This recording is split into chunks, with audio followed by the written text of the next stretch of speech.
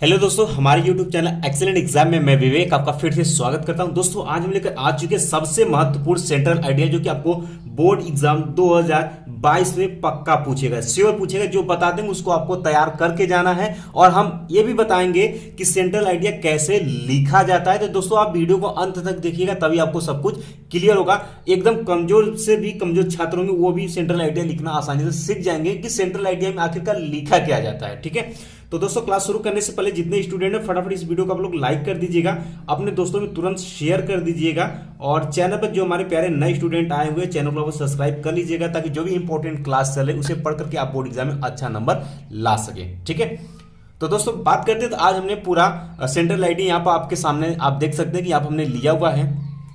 तो यहाँ देख सकते हैं हमने पांचों यहाँ पर सेंट्रल आइडिया लिया हुआ है कि माई मदर एट 66। ठीक है, और दूसरा आपका an elementary school classroom in slum में है, और तीसरा है आपका कीपिंग क्विट, और चौथा है आपका ए थिंग्स ऑफ ब्यूटी, और पांचवा आपका है आंट जेनिफर टाइगर्स। यानी दोस्तों ये पांच आपके सेंट्रल आइडिया हैं जो कि आपके बोर्ड एग्जाम में पूछे जाएंगे। अब आप सोचेंगे कि सर इसमें कौन इंपॉर्टेंट, हमें वो बता दीजिए। तो दोस्तों आप शुरू से लेकर के पहला दूसरा तीसरा ये तीन आप तैयार कर लीजिएगा। ठीक है, तीन आप तैयार कर लीजिएगा। कैसे, ध्यान सुनेगा। या तो पहला दूसरा तीसरा तैयार करिए, या फिर दोस्तों आप या तो आप तीसरा चौथा पांचवा तैयार करिए। यानी कि आपको कम से कम, ध्यान सुनेगा, आपको कम से कम आपको तीन याद करना है। ठीक है, तीन सेंट्रल आइडिया आपको याद रखनी है। अभी हम आपको बता देंगे कैसे आपको सेंट्रल आइडिया याद भी रखनी है। ठीक है, तो या तो आपने क्या समझा, या तो आप पहला दूसरा तीसरा सेंट्रल आइडिया आप अच्छे से तैयार कर लीजिएगा, या फिर तीसरा चौथा पांचवा। यानी दोस्तों आपको पांचों नहीं तैयार करना है, सिर्फ आपको कितना तैयार कर लेना है, आपको सिर्फ तीन तैयार करना है और दो आपको छोड़ देना। जो आपको समझ में आता है उसको आप छोड़ दीजिए, जो आपको अच्छा सा इजी समझ में आता है उसी को आपको तैयार यहां पर रखना है। ठीक है, और दोस्तों बात करें तो दोस्तों अभी तक जो नए बच्चे हमारे व्हाट्सएप से नहीं जुड़े, 9451094356 ये मेरा व्हाट्सएप नंबर है।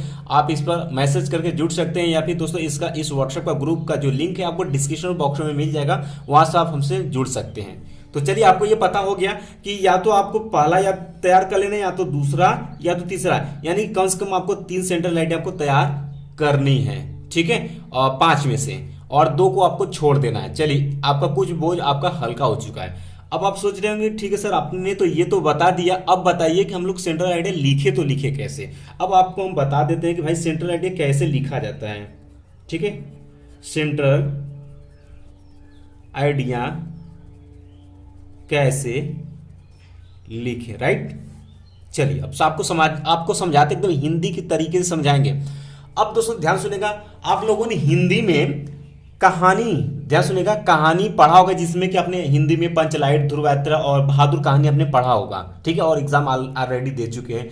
तो उसमें आपसे क्वेश्चन पूछता था कि जैसे कि बोलता था कि बहादुर कहानी की, ध्यान सुनेगा, या तो आपसे पूछता था कि बहादुर कहानी का आपको सारांश लिखना है, या आपसे पूछ सकता था कि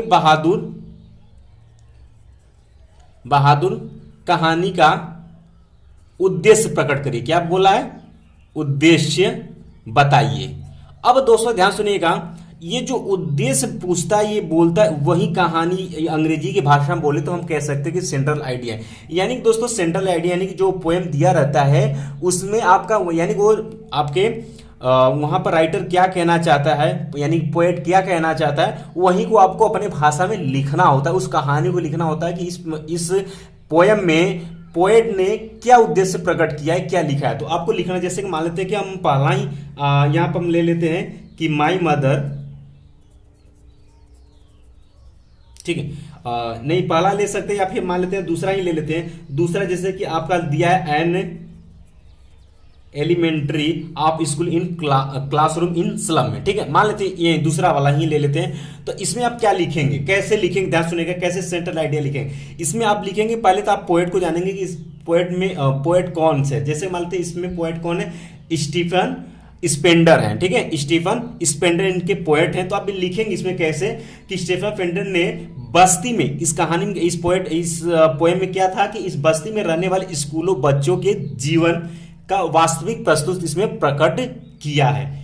यहाँ बच्चे गरीबी और निरक्षरता के कारण बहुत ही दयनीय स्थिति में हैं, वे उदास हैं और उनके पीले चेहरे दुख व्यक्त कर रहे थे। तो इस तरीके से इसमें आप आशय व्यक्त करके, उद्देश्य व्यक्त करके आपको सेंट्रल आइडिया लिखना होता है। ठीक है, अब जैसे मान लेते हैं कि पहला ही चैप्टर आपने बोला कि ठीक है हम पहला ही ले लेते हैं, तो पहला जैसे कि माई मदर एट 66। ठीक है, अब बात करते हैं दोस्तों कि इसमें आप क्या लिखेंगे। तो इसमें आप कुछ इस तरीके से भी लिख सकते हैं, जैसे कि इस कविता में पहले आप जान जाएंगे कि ये लिखा कौन है। ठीक है, जैसे कि मान लेते हैं कि कमला दास ये लिखी हैं इस चैप्टर को। ठीक है, तो इसमें आप क्या लिखेंगे, यह कविता एक गीतात्मक मुहावरे के रूप में लिखी गई है तथा मानवीय संबंधों की जटिलता को यहाँ पर दर्शाई गई है। ठीक है, कविता का केंद्रीय भाव आयु यानी कि वृद्धि है, जो प्रकृति की शाश्वत नियम है।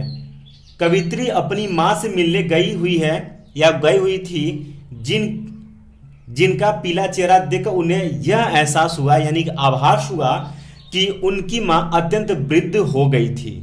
ठीक है, इस बात से कवित्री बहुत उदास होती है और कवित्री माँ और बेटी के करीब रिश्तों का भी इसमें उल्लेख किया गया। तो ये जो हमने बताया है आपको, ये कहानी यानी हिंदी में जो हमने बोला था, इसी को आपको इंग्लिश में ट्रांसलेट करके लिखना होता है। तो आप समझ गए कि सेंट्रल आइडिया में क्या लिखा जाता है। ठीक है, और कैसे लिखते हैं। यानी कि दोस्तों हमने आपको समझा दिया कि जिस तरीके से हिंदी में आपने कहानी का उद्देश्य प्रकट करते थे, जस्ट उसी तरीके से आपका इंग्लिश में सेंट्रल आइडिया यहाँ पर लिखना होता है। ठीक है, तो दोस्तों आई होप कि आप समझ गए होंगे कि इसमें हमें अब क्या लिखना है। तो ध्यान सुनिएगा, तो पहले सेंट्रल आइडिया के जो पोएट का नाम है उनका नाम याद रखिएगा, सेकंड और थर्ड वाले पोएम का याद रखिएगा। ठीक है, फिर उन्हीं के माध्यम से, उन्हीं का नाम लेकर के माध्यम से आप उसमें उद्देश्य प्रकट करिएगा कि इस पोएम में यानी कि इस चैप्टर में पोएट ने इस तरीके से जो है उद्देश्य इस कहानी में प्रकट किया हुआ है। तो वही आपको सेंट्रल आइडिया में लिखना होता है और बाकी इसमें कुछ भी पीएचडी नहीं करना होता है। ठीक है, तो दोस्तों आई होप कि आपको समझ में आ गया होगा कि किस तरीके से सेंट्रल आइडिया हम लिख सकते हैं। ठीक है, अगर फिर भी आपको कोई भी प्रॉब्लम रहती है तो आप बताइएगा, तो सेंट्रल आइडिया को हम आपको पूरी तरीके से इंग्लिश में भी आपको बता देंगे और उसका हिंदी में भी आपको ट्रांसलेट करके भी बता देंगे। तो आप उस तरीके से भी तैयार कर सकते हैं, लेकिन आपके पास समय कम है तो मैंने आपको तरीका बता दिया है। तो आपके पास जो भी क्वेश्चन बैंक है उसमें सेंट्रल आइडिया 3 चैप्टर का आपको याद कर लेनी है। ठीक है, 3 चैप्टर का आपको सेंट्रल आइडिया तैयार कर लेनी है। अगर नहीं होता है तो आप लिख करके भी तैयार करेंगे तो भी हो जाएगा। यानी कि दोस्तों आपको सभी छात्रों को 5 अंक आसानी से ले लेना है। किसी छात्र को ये नहीं होना चाहिए कि हाँ हमें सेंट्रल आइडिया लिखने नहीं आता है, क्योंकि दोस्तों ये कंफर्म नंबर होता है कि सेंट्रल आइडिया आपसे पूछेगा तो 3 कम से कम 3 आपको देगा ही, तो 3 आप लगातार तैयार कर लेंगे तो एक इसमें से आपको मिल जाएगा। यानी टोटल 5 में से 3 करेंगे तो या तो इधर से देगा या कहीं से भी देगा, लेकिन एक आपका मिल जाएगा। तो कम से कम आपको 3 यहाँ पर तैयार कर लेने हैं। ठीक है, तो दोस्तों आई होप कि आज का ये सेशन आपको अच्छे समझ में आ गया होगा। बाकी दोस्तों नेक्स्ट वीडियो में फिर हम इंपॉर्टेंट लेकर के आते हैं। और चलते अभी तक आप लोगों ने क्लास को लाइक नहीं, क्लास को लाइक कर दीजिएगा और शेयर अपने दोस्तों में जरूर करिएगा। और प्यारे स्टूडेंट जो नए आए हुए हैं तो चैनल को आप लोग सब्सक्राइब भी कर लीजिएगा। मिलते हैं दोस्तों नेक्स्ट वीडियो में, तब तक के लिए जय हिंद, जय भारत।